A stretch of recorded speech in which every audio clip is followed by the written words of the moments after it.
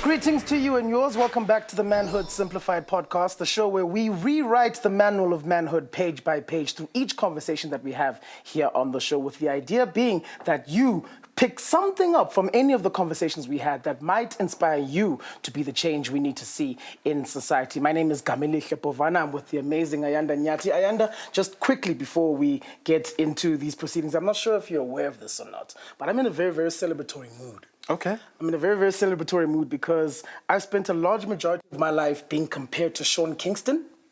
And in the few weeks that we've been doing this, no one here has brought this up. So I think I finally put the Sean Kingston comparisons to bed, and I'm choosing to celebrate that. Okay, we're going to run with it then. Congratulations, I guess. Thank you so much.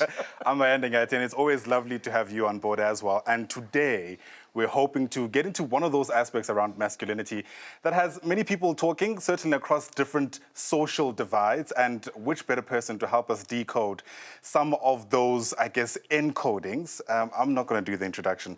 He's here with us. Good afternoon or good day. Welcome. Please tell us who you are and what you do. Thank you for having me, Sean Kingston and Ayanda Nyati. My name is Siya Khumalo. I write political commentary on News 24. I'm the author of a book titled You Have to Be Gay to Know God, and I speak about topics people really struggle to wrap their minds around when it comes to social issues. Absolutely, and that's why you are here, and that's why we're very excited to have you. So let's jump straight into it.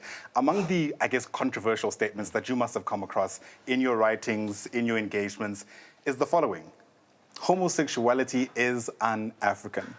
You've responded to this for the umpteenth time. I'm going to ask you to do it again. What's your response to people who genuinely hold on to that belief? My response would be, and there are scholars who've done a better job doing this. I mean, they unpack it from a variety of perspectives. My perspective would be follow the money. So what we deem as African today has been Christianized, and even Christianity also had colonial textures put into it.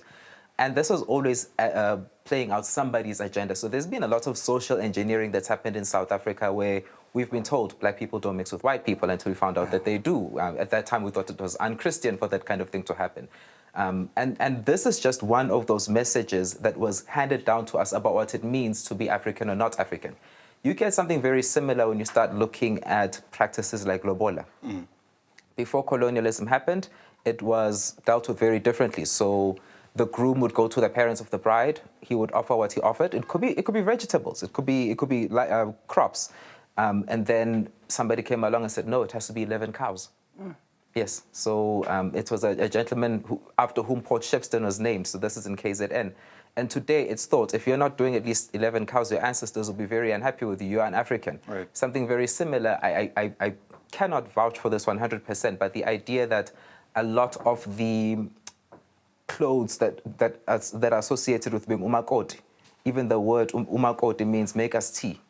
So there are all of these practices we think are African, but it's been repackaged for us. And the world is very good at telling us what it means to be African. If I could tell you the number of US pastors who've come to Africa and said to us, in the name of the Christian God, so they come from overseas, they're exporting their culture wars, and they come to South Africa, or Africa rather, and they say, you have to fight homosexuality because it's un-African.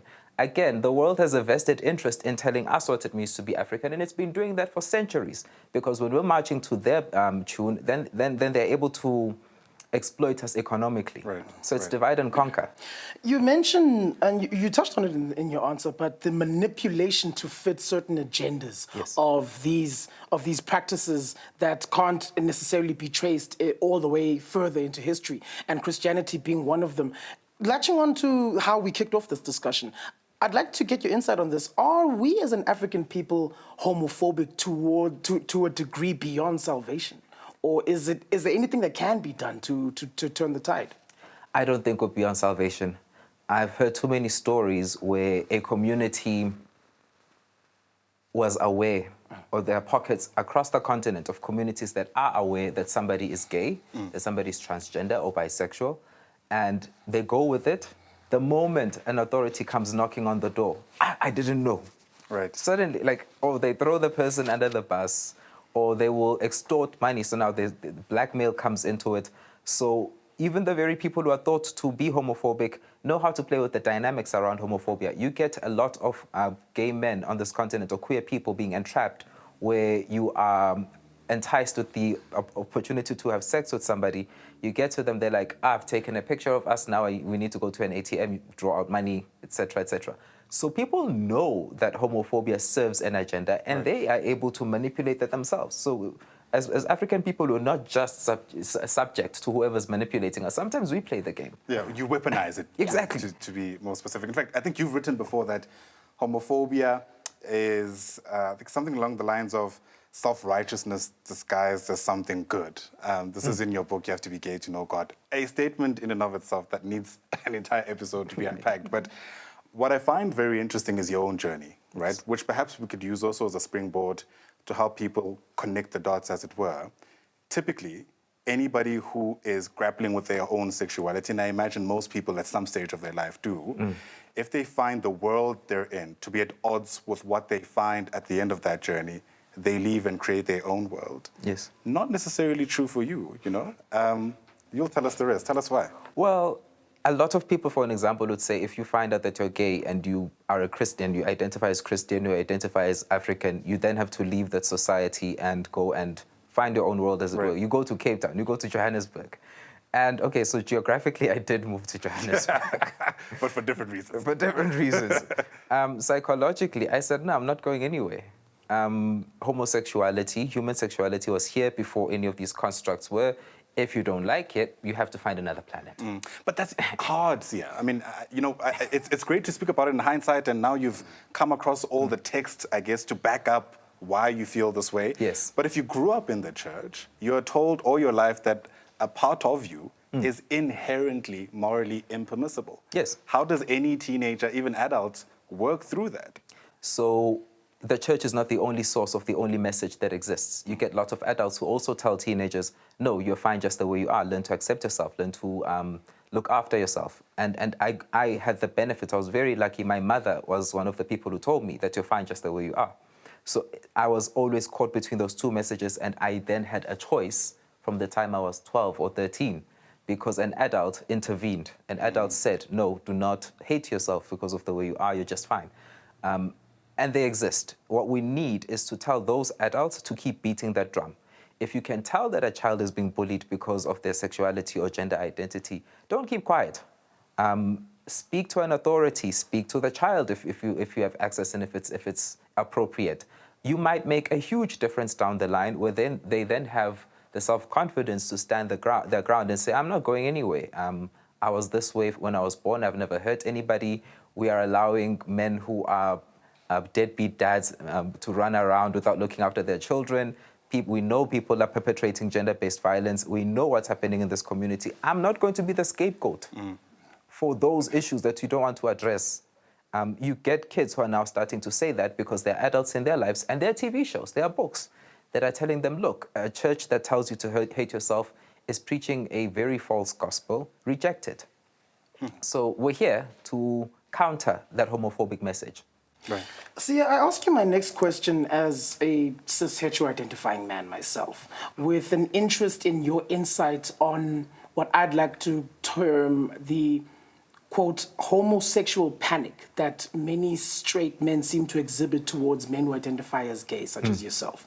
I'd like to get your insight on how you observed these instances of this, quote, homosexual panic in terms of the way straight men would seemingly edit and refine their interactions around you, being that you identified as gay and they don't. I'm thinking about things like how straight men tend to say things like no homo when they compliment another man, and the lengths that they're willing to go to separate themselves from that and not be associated with it. Can you take me through your observations of this element of panic within straight men and how harmful that further poses towards the LGBTI community as a whole? When I see that happening, that kind of behavior you've described, I always think, your wife or your girlfriend is in so much trouble because this person has a problem with femininity. They have a problem with the idea of something, of quote-unquote, compromised masculinity. Right. And they are going to take that out on somebody. They are going to be defensive if anybody ever questions their ability to provide, to protect, to assert masculinity, to be the head of the house. That person's in trouble. So whoever marries you, people think gender-based violence is something that happens by surprise behind closed doors. No, we see it building up. You see toxic masculinity or guys who are very thuggish, who push around, who are aggressive, not just assertive. We see these behaviors, we let them slide, but someone down the line will pay the ultimate price for it. So it's not something that should take us by surprise. I've also seen the other extreme happen where straight men who start off being like that know that there's no use playing a lot of the games that straight men play with one another, with me, and so they go straight from being there to being vulnerable, where they're able to have very straightforward discussions with me about where they really are in life, about what's troubling them. So you realize that they play the game or they mask up only as a survival mechanism. They know that it's not as healthy as it looks, but it's the game everybody's playing. And eventually, when they have a conversation with me, they feel safe to... Yeah. Yes. It's so interesting you say that because even just the image of someone masking up gives us an idea that it's them running away from something. And I guess that's where even the term homophobia comes from. Yes. There's a fear that underpins this behavior, doesn't it? Yes. It's the fear of vulnerability. And who can blame them? So we have a legacy in this country of colonialism, migrant labor.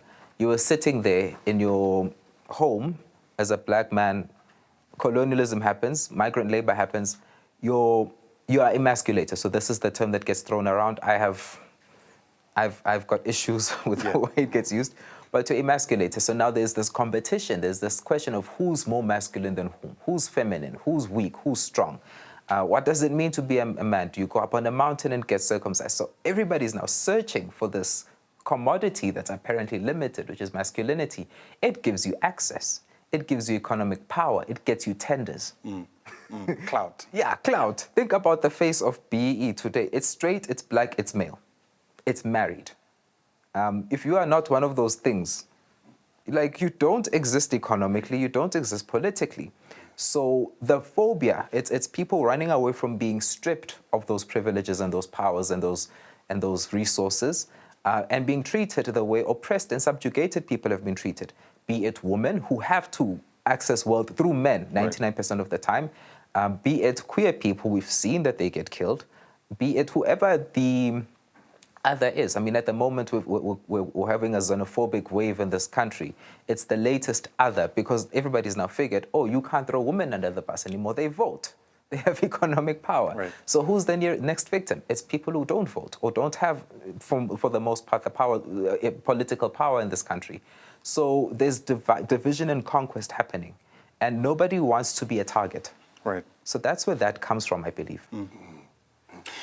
I'm curious, as far as the conversations that we tend to have around toxic masculinity, I've observed that a lot of it seems to be zoned in exclusively on the black community in this country. Yes. I'm curious to find out from you any sort of observations you've made about the possible parallels and differences in the ways in which these conversations around toxic masculinity and homophobia and the dangers that it poses are being had within the black community versus other racial communities, white, Asian, and etc.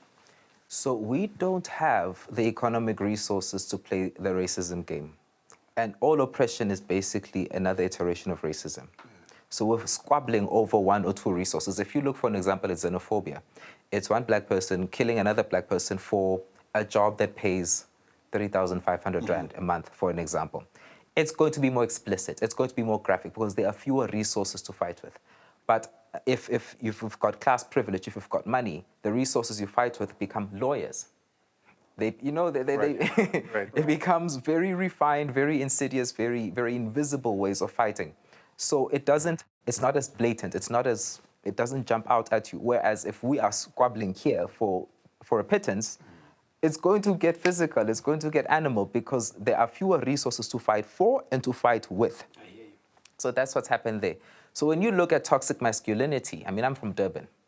What does that mean? Loaded statements, really. Durban has one of... You want me to move across the race groups? Let's go. Let's go. Let's go. So Durban has one of the highest concentration of Indian people in this country. If you go online and you happen to engage one, so it's propositions for dating or sex, the boxes they are trapped in, that they're supposed to have a wife, they're supposed to have this particular job, whether they're inheriting the family business or going on to study. There are these expectations loaded on them. And so there's a very specific role that you will play as their lover if you happen to enter into it. Because they're playing these chess games with the other men in their families and in their communities. It doesn't look violent. It doesn't look toxic. Right. It doesn't. Yeah. It is. It's insidious. The resources they're playing with are just bigger. They're shinier. So it looks civilized. It looks elegant. You happen to know white people? This guy is one move away from being written out of the will. Or, you know, it's they're on the edge of. So it doesn't look like toxicity until you know the details. Whereas when we fight for things, if we have less money, in the event that we have less money, you can tell. So the conversation keeps getting focused back on what black people are doing. And I suppose the stakes are in many ways lower and higher because, Speaking of black people, I mean, a lot of us will use our religion, our culture as a framework to make sense of things that perhaps we don't really understand. Yes. It's no difference for sexuality. You know, a lot of people in a context where perhaps they have a one-on-one with a person who's come out as gay and they don't understand what is going on. They'll just rely on what they've heard in church, what they've heard insofar as their culture is concerned, et cetera, et cetera. To what extent do you reckon, at least religiously speaking, that we are managing to allow the texts to meet up with what people actually feel and think on the ground? You know, there's always that saying that the sentiment in the pews has changed. People who go to church have long moved on from this idea that there's something inherently wrong with someone who happens to have sexual relations with someone of the same sex. But the text still matters, you know, and how you interpret it matters. How do we bridge those two worlds? So do we dare? Yes. So in James' epistle, James was one of the apostles, he said something about how the word of God is like a mirror. You will see in it what you're ready to see. If you're reading it to put somebody in the wrong so that you can be in the right, which, by the way, means that Jesus is useless. Right. If you need to crucify somebody so that you can be righteous, it means your Jesus did nothing on the cross because you still need a scapegoat, you still need a sacrificial lamb to be wrong so that you can be right. If that's still your need, then the Jesus you're going to see in Scripture is going to be cis-heteronormative. You're going to read a text like Matthew 19, I think it's Matthew 19, where the Pharisees asked Jesus, is it lawful for a man to divorce his wife for any and every reason? And Jesus says, no, in the beginning, God made them male and female. Most people stop there. They forget that, A, he was speaking to Pharisees. They were notoriously self-righteous. We even use it as an expression. So he always used their self-righteousness against them. Most people stop there and see him just prescribing cis-heteronormative marriage. They also miss the fact that a few verses down, his disciples say to him, if this is the way it is in marriage, it is better not to marry. And Jesus says, not everyone can accept this word. There are some who are born eunuchs. So he lists categories of people who cannot accept this word. And if you understand the context, if you understand the meaning of the word eunuch, he's basically saying not everyone is cisgendered, not everyone is straight. Not everyone has the financial means or the social mobility to live out this prescription. But if you're going to be self-righteous enough to burden other people with that without lifting a finger to help them, again, another complaint he had against them, then let's make the weight heavier for you. That's basically, he's trapping people within their own self-righteousness. Divorce. Women were very vulnerable in those communities. You could get divorced at the drop of a hat. So if men had that kind of power, they have to be made to feel what it's like for somebody else to have that kind of power. So if you're reading the text, the biblical text, so that you can abuse it against somebody else, it's going to give you all the weapons you want. You will find what you're looking for. You will find what you're looking for because you'll find yourself, because you're your own God. You're worshiping you. Right. If, however, you're looking for a God who's going to help you empower other people, protect other people, you will get those tools. The question then becomes, how useful does the Bible become in a context where we can all use it for our own wars? You know what I mean? It's like oxygen. Just because you're using it to go and live a life where you're hurting other people doesn't mean it should stop existing for all of us. Fair enough. Okay. All right. See, my next question, I'm hoping it doesn't cut too close to the bone. But I can't imagine that any conversation around gender-based violence can be had without certain elements of it cutting close to the bone. But one of the observations I've made about the conversation around gender-based violence has been how the men are positioned as dominant, superior, and the women who are on the receiving end of the gender-based violence are positioned as much weaker, much more frail in comparison to their male counterparts. When it comes to that gender-based violence dynamic within a homosexual relationship, when it's two men who are theoretically positioned as dominant and physically imposing, does that in any way shift the conversation around the elements of victimhood between gender-based violence in a homosexual setting and gender-based violence in a heterosexual setting? It does, to the extent that I will be one of the worst people to ask, how is it different? I'm like, I really struggle with that because I can't imagine there is a definite answer to that anyway. There is, we just haven't figured it out.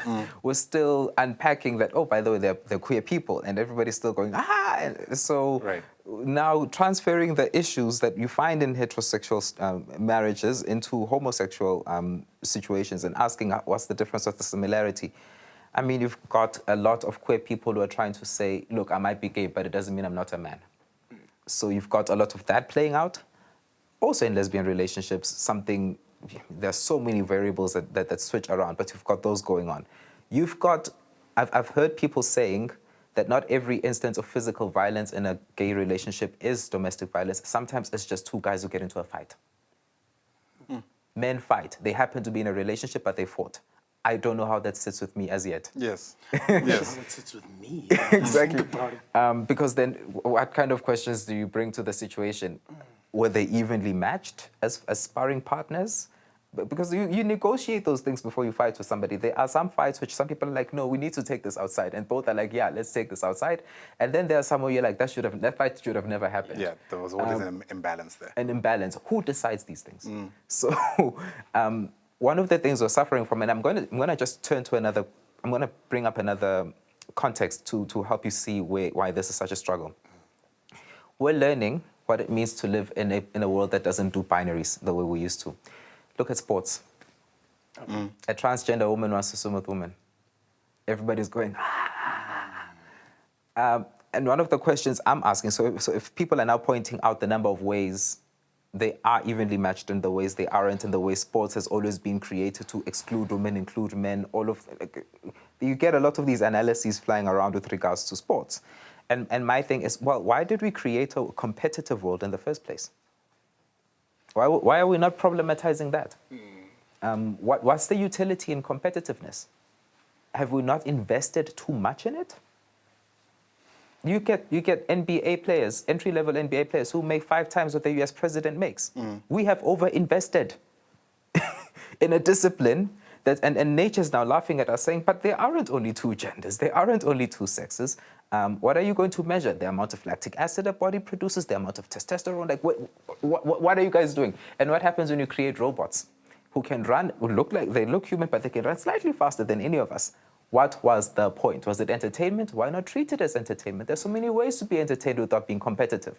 So the world we've created, we're between the world we created and the world that we're creating.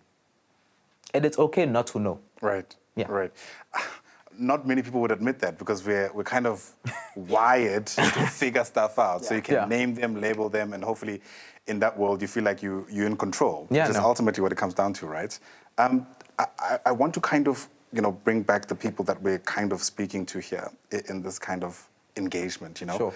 I'm thinking, since you brought up sports, of a person who leads a team who can see a player who displays different modes of masculinity in the team, is able to identify the threats that this individual is facing within the team, but is not equipped to respond to that moment, right? An adult, for argument's sake, who can see a soccer player who he suspects is queer. Right. In that world, where do they start? And I genuinely believe there are people who want to help, but themselves aren't empowered to do that. But they are, I don't want to minimize the problem. They're actually in the perfect situation to start, because when you're creating a sports team is one of the best places, and this is where sports does have a use in society. A sports team is one of the best places to learn to be in a team. People, it's not a skill we're born with. Nobody's born knowing how to be in a family. Nobody's born knowing how to be in a classroom. Those are things we have to be very deliberate to create safe spaces. And sports, I mean, if you go and you win a match or you lose a match, fine, your ego your pride gets boosted or gets damaged, but you don't lose anything in the rest of your life, if that makes sense. Or you shouldn't be losing a limb in the process of your life. Unless there's something very extreme about that sport. He's very passionate about this. Very passionate about the sport. So it's a safe space to learn to mold those emotions, to learn to mold those bonds, and to work with difference. And many times it happens organically, where the team realizes we need one another. This person must have made it through the selection process for a reason. So we cannot ignore the skill that they bring to the team. If somebody else had the same skill, they would have gotten the position. So now they learn to work within that. And what the coach can do is facilitate a process that's already happening. Discipline, call it out if there's homophobia. Say, that's not going to happen. Here are the disciplinary measures. We told you that if you say something racist to a team member, you get suspended or expelled. Same thing applies if you say something homophobic. So the tools are there. It's a perfect environment in many ways. I'm not saying it's easy. Yeah. Or the fact that that individual is able to even identify moments of homophobia, right? Because sometimes it's not explicit. It's, I don't know, people might even think it's part of the culture of camaraderie in that moment, when actually what underpinned it are pretty homophobic sentiments. And it can be the other way around, where you get what sounds very homophobic, but it's part of the camaraderie. Right. And you have to read the moment. You have to know that, okay, the team that just said whatever they said, what was the mood like? What was the air like? And those are things, you can't measure those things. Yeah. So again, hats off to people who have the courage to enter those spaces and make themselves vulnerable and press forward, because you are changing society ahead you're dealing with, how many people are there in a soccer team? 11? 11. So you're dealing with... Look at you, okay. I have no idea. Neither did I. Just on that quickly, everything you were referring to now in terms of the role the coach plays, that's part of what's called man management. Okay. All right. Okay. So carry on. So if you're that soccer player, you've entered a situation where there are 10 other people, and in many ways you're a pioneer. You're changing their attitudes. Down the line, they're going to address somebody else with similar attitudes, and we've seen it. We've seen instances where it's sports persons who tell their homophobic fans, like, no, you can't tweet that about my fellow sports player. We see it. Where sports is where a lot of the change happens, because they're put into these environments where they are forced to form teams. And so they're forced to become compassionate and human and to bond. I mean, it's in many ways it's difficult, but it's also the tools are there. Right. You made mention of it earlier, and it's a neat segue to this next question. Our laws in this country are described by many as the most progressive in the world. And it's a statement that doesn't sit well with me. It definitely doesn't sit well with you either, I can tell. Because we are still a country, a society plagued with violence. Yes. So I'm curious as to whether or not that's a reflection of the general attitude our lawmakers have towards these issues and the seriousness of these issues, or is it still a question of us as a society needing to do much more to get the people on the lawmaker side of the fence to open their eyes and their ears and realize the seriousness of the issues at hand? We may need to order pizza, sleep, like camp chairs, like we could be here the whole day. The whole week. We have one of the most progressive constitutions in the world. Our law, so people use the term law to mean the constitution and the acts that have been signed off. I don't see them as the same thing. I think there's a gap. So for an example, the civil unions, is it now an act or a bill? That's now very equitable. So a Home Affairs official cannot say, no, today my religion forbids me from marrying a same-sex couple. They can't opt out. But very few laws. There are so many more laws where you could say, but this is what it means for the LGBTI community. And it's been done when to protect us. So it's to protect us from negative discrimination. We still need more to give us positive discrimination. The same case for equity and equality that gets made for black people needs to be made for LGBTI people, in my opinion. If you don't make that case, you're leaving a gap in which the LGBTI community becomes a scapegoat. Now, I know if you advance LGBTI rights, we become a target. But my belief is if you're going to get killed either way, get killed for something. Right, at least walk away with some benefit. Some benefit at the end of the day. So our constitution is progressive. Our laws, we haven't really massaged that. We haven't carried it across through as many laws as we could. And then there's also just that the rule of law is a in this country, it's touch and go. We did everything we could. Like every now and then you feel for its pulse. Right. Do people in this country like the rule of law? Do they like the Constitution? Or was it airdropped from above?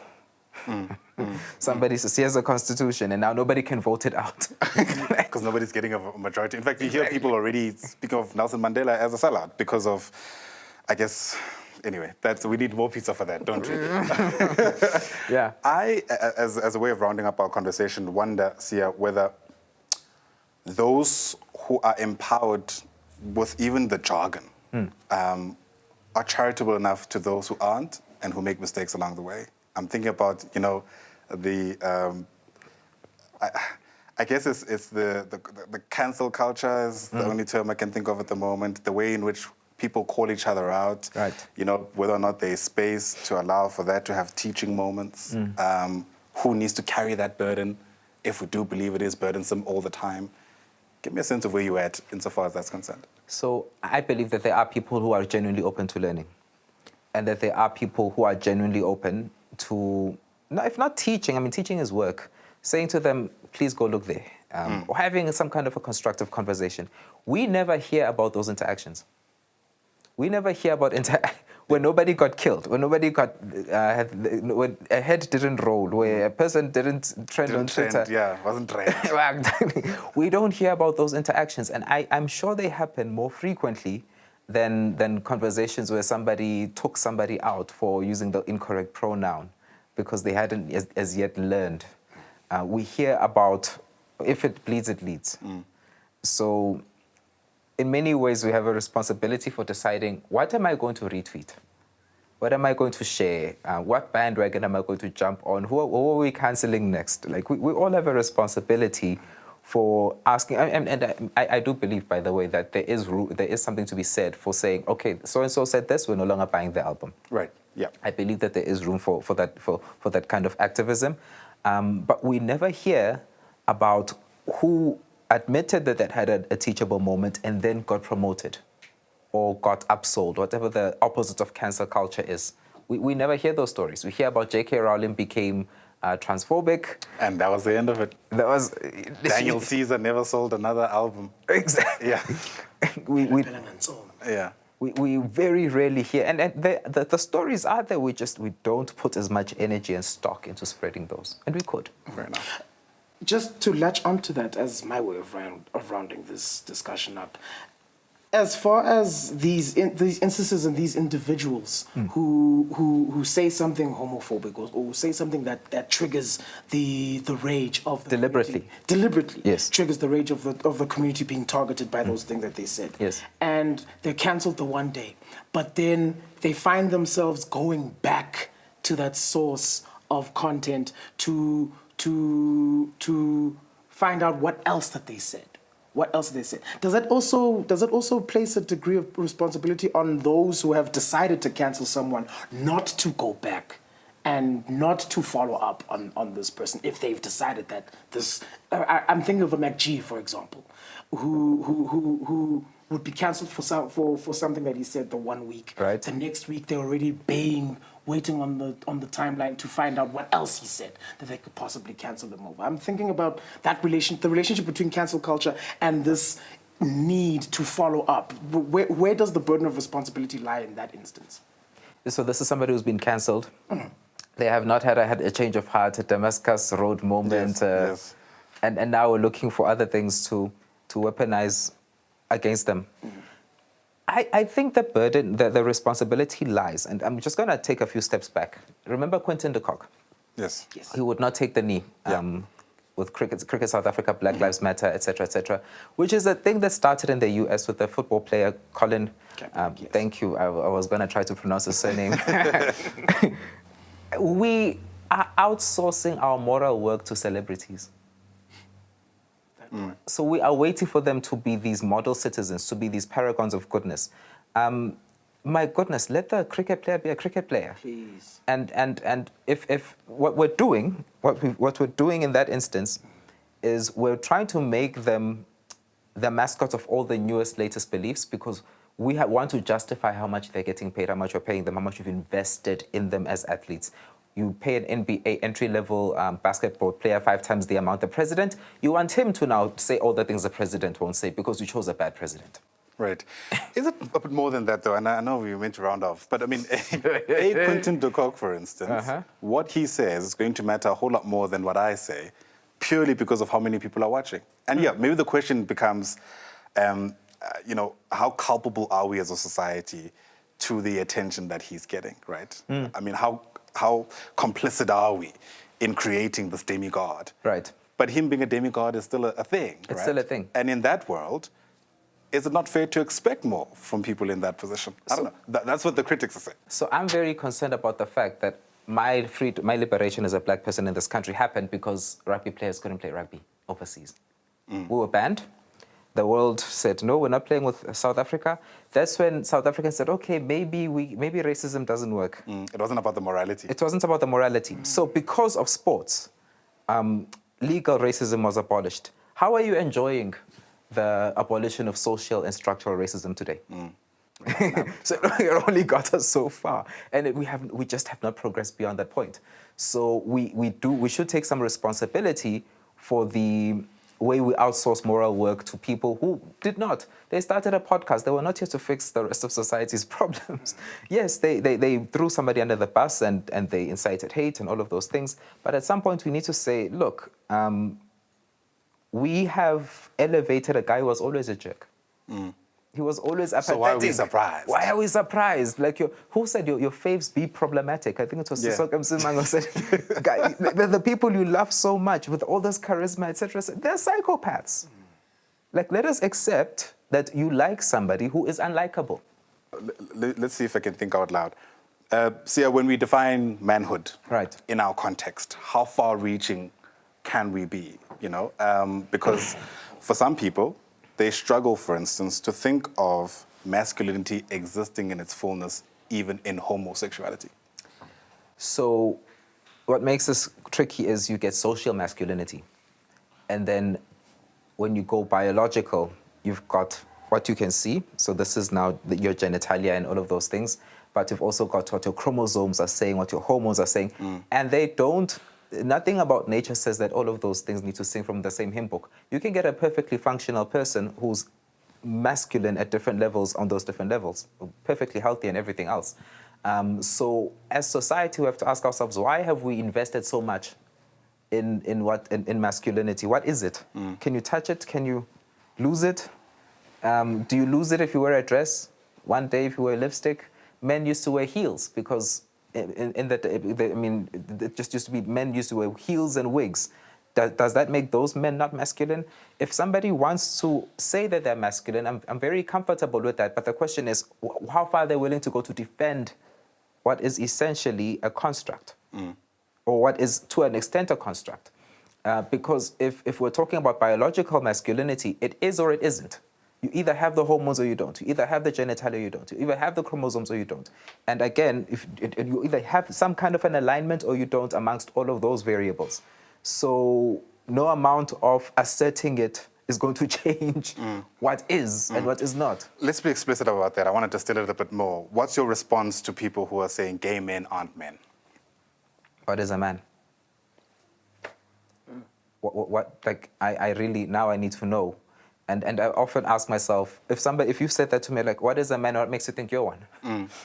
It's something so fragile. It needs to be defended. It has no self. It's work. It's not a state of being. It's a state of doing. It's a state of being defensive. It's a state of labor. You prove it day after day. It's a performance. I think the scholar Judith Butler pointed this out. Masculinity is performed again and again and again. And somebody else is setting the parameters. Your boss is setting the parameters, the economy, your government, the police. If you're a black man in the United States, why don't you prove your masculinity too far, the police shoot you. As a follow-up to that, a couple of shows ago, we had Dr. Shingai on the show. And one of the questions I was able to pose to him was the ideas put forward in those situations where women interact with men and something goes wrong over the course of that interaction with the man that they're with, purely in the sexual sense. And they go, oh no, he can't get it up, or he's not responding to my advances the way he's meant to, the way it's most appropriate to. So that must automatically mean he's gay. I'm curious to find out from your insight how potentially harmful that kind of rhetoric, that kind of thinking from women can be towards the sustainment of this negative sentiment towards homosexual people, homosexuality as a whole. And are women aware of the damage that they're doing by harboring sentiments like that? Well, it's not just harmful to gay men. It's harmful to that particular. I'm guessing that guy in the scenario is straight.